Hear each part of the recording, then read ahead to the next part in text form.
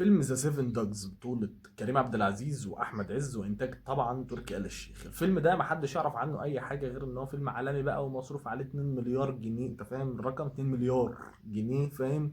وقصه كبيره بقى ومخرج عالمي وممثلين عالميه وفي حوار كبير جدا. ده كل اللي نعرفه عنه من خلال البوستات اللي بينزلها تركي آل الشيخ، وده حاجه غلط. يعني انا بشوفها غلط بصراحه كماركتنج. يعني فكره ان احنا ننزل بوستات عن الاعمال دي، يعني دي بتحصل مع الهواه. يعني لما كنت بعمل مسرحيات كنت بنزل عنها بوستات لان انا معيش فلوس اعمل دعايه. انت فاهم الفكره؟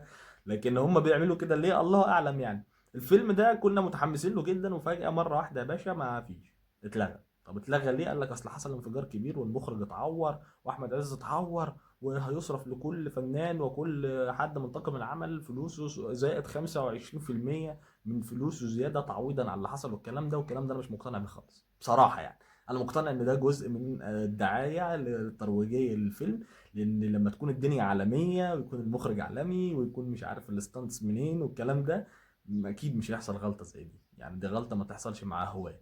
فانا مش فاهم نوع الدعايه اللي هم بيعملوه، بس واضح ان احنا قدام دعايه جديده. قول لي انت في الكومنتات، هل مقتنع فعلا ان الفيلم ده اتلغى بعد كل الصرف ده ولا ما اتلغاش وده نوع من انواع الدعايه؟ مستني الكومنت بتاعك. ما تنساش تعمل لايك ومنزل محتوى يومي عن التمثيل. ما تنساش المتابعه. سلام.